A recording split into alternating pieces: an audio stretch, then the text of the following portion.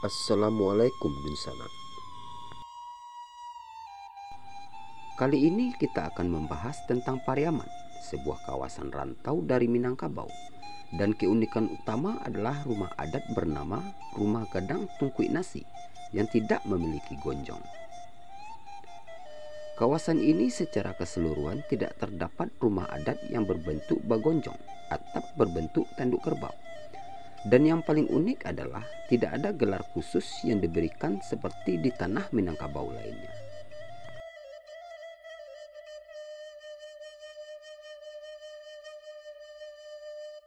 Pariaman memiliki 3 gelar untuk seseorang seperti Bagindo, Sidi, dan Sultan.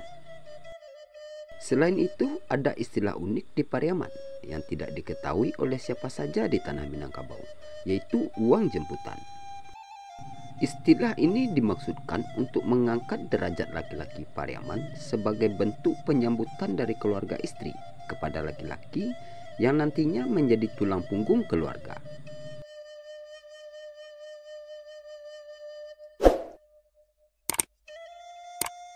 Dijelaskan bahwa gelar dengan nama Bagindo, Sidi, dan Sultan merupakan gelar yang didapatkan kepada orang yang sudah menikah di Pariaman, dan gelar ini diwariskan dari keluarga ayah.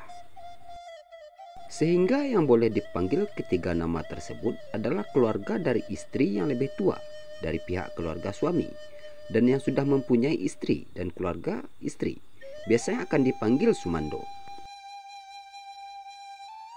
Istilah tersebut memang sering dilakukan oleh masyarakat Minangkabau dan dikhususkan untuk pria yang sudah menikah, sehingga sang istri harus memanggil suami yang memiliki gelar Bagindo, Sultan, atau Sidi. Hal ini yang menjadi wajib untuk diingat jika seandainya para pria dari Pariaman menikah dengan menggunakan salah satu dari 3 nama tersebut, maka boleh memanggil istri dengan nama Uwu dan Mage. Yang pertama, untuk gelar nama Sidi memang berasal dari nama Husain dan Hasan, keturunan Nabi Muhammad SAW, dan gelar tersebut bisa dikatakan bangsawan dari keluarga ayah. Buya Hamka pernah mengakui bahwa daerah Pariaman memiliki logat yang berbeda dibanding daerah Sumatera Barat lainnya.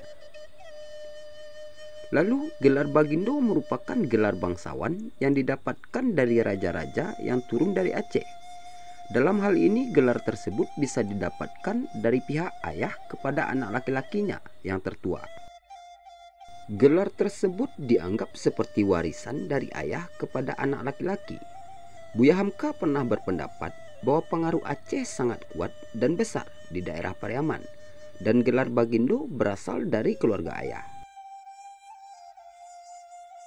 Dari ketiga gelar tersebut, ternyata yang paling diistimewakan pada zaman dahulu adalah gelar Sidi, yang diartikan sebagai Saidi. Pada saat diadakan pernikahan adat Pariaman, biasanya pria yang bergelar Sidi akan memakai roki. Roki adalah topi yang disulam emas, dibanding dengan penggunaan gelar Sultan dan Bagindo hanya menggunakan peci saja saat dalam acara pernikahan adat di Pariaman.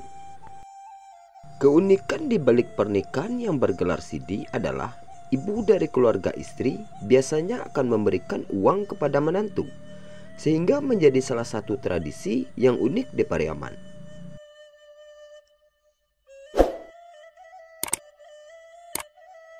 Di era modern ini, ketiga gelar tersebut diperlakukan setara dan ditempatkan yang sama, sehingga tidak ada lagi perbedaan yang mencolok, karena secara keseluruhan sudah saling merata satu sama lain. Jadi, baiknya yang menggunakan gelar Sidi, Bagindo, dan Sultan tidak perlu memperlakukan tradisi dengan cara yang berbeda di wilayah Pariaman. Seseorang dari laki-laki yang tidak memiliki ketiga gelar tersebut biasa dipanggil dengan marah Sultan, dan biasanya gelar tersebut akan diberikan kepada orang yang bukan berasal dari keturunan Pariaman.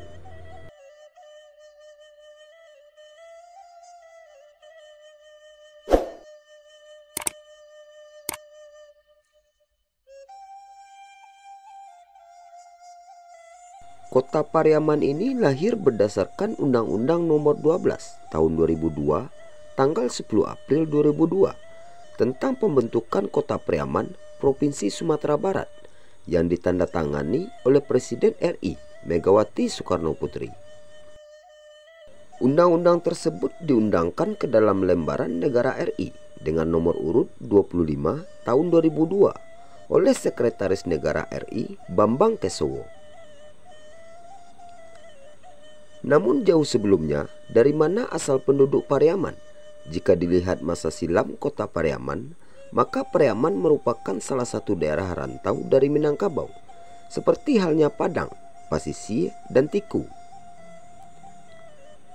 Menurut struktur pemerintahan adat Minangkabau, rantau Pariaman dinamakan Rantau Riak nan Mamacah. Maksudnya, di mana harta pusakanya juga turun dari garis ibu. Sedangkan gelar atau gala pusaka juga turun dari garis bapak.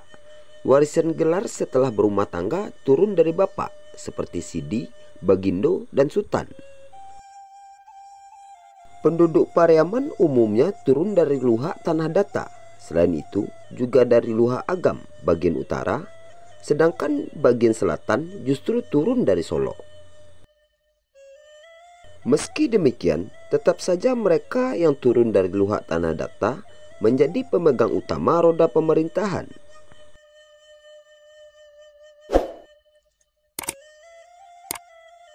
Abdul Kiram dan Yeyen Kiram dalam bukunya Raja-Raja Minangkabau dalam lintasan sejarah mencatat, nenek moyang yang mula-mula turun dari Luhak Tanah Datar ada sebanyak 4 orang penghulu beserta rombongannya, yakni Datuk Rajoange, Datuk Panglimo Kayo, Datuk Bandaro Basa, dan Datuk Panglimo Labiah. Amanah dari yang di-Pertuan Pagaruyung, di mana jika rombongan berada pada sebuah tempat yang tidak diketahui namanya, maka segeralah diberi nama dan tanda. Akhirnya tempat itu diberi nama Kandang Ampek karena rombongan mereka berjumlah 4. Tidak lama kemudian, di tempat yang sama datang lagi satu rombongan dipimpin Datuk Mangkudum Sebatang Panjang. Kedua rombongan bergabung dan sepakat bersama-sama turun ke bawah menuju arah barat. Selanjutnya, rombongan menemukan sebuah tempat yang agak tinggi, tapi belum diketahui namanya. Salah seorang anggota rombongan menamakan sebatang pohon sebagai pembatas antara Luhak dan rantau. Di tempat itu rombongan sepakat menamakan kayu tanam. Daerah inilah yang membatasi Luhak atau Darek dengan rantau, berbatasan dengan Bukit Barisan yang melingkari Padang Panjang. Perjalanan kelima orang penghulu tersebut diteruskan sampai ke Pakandangan. Di sini mereka membangun perkampungan. Tidak lama kemudian datang lagi ke Pakandangan 6 orang penghulu dari Tanah Datar, yakni Datuk Sumarajo, Datuk Rangkayo Basa, Datuk Rajo Mangkuto, Datuk Rajo Bagindo, dan Datuk Mangkuto Sati. Keenamnya bergabung dengan rombongan yang datang sebelumnya. Luas perkampungan diperluas sampai ke Sicincin. Sebagai penghormatan khusus kelima orang penghulu yang datang pertama, mereka ditempatkan di tengah-tengah kampung. Sedangkan 6 penghulu yang datang belakangan melingkari tempat kediaman 5 penghulu yang lainnya.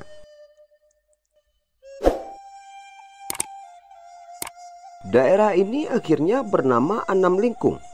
Kedatangan 2 gelombang untuk mengingatnya dijadikan kecamatan 2 kali Sabaleh Anam Lingkung dengan ibu kota Sicincin. Kini kecamatan ini sudah dimekarkan menjadi 3 kecamatan, yakni Anam Lingkuang, 2 kali Sabaleh Anam Lingkuang, Sicincin, dan 2 kali Sabaleh Kayu Tanam. Dari daerah-daerah ini mereka terus menyusuri hingga ke pantai Pariaman. Ada juga yang menyebutkan penduduk Pariaman dari Tanah Datar turun melalui Malalak. Di Malalak rombongan terbagi 2 kelompok. Satu kelompok langsung menuju Pariaman, satu kelompok lagi menuju Kampung Dalam. Kuatnya hubungan kekeluargaan dengan Malalak Ini dapat dilihat dari adanya kunjungan dari orang-orang yang berada di Pariaman, tapi berasal dari Malala, kepada keluarga asal di Malala.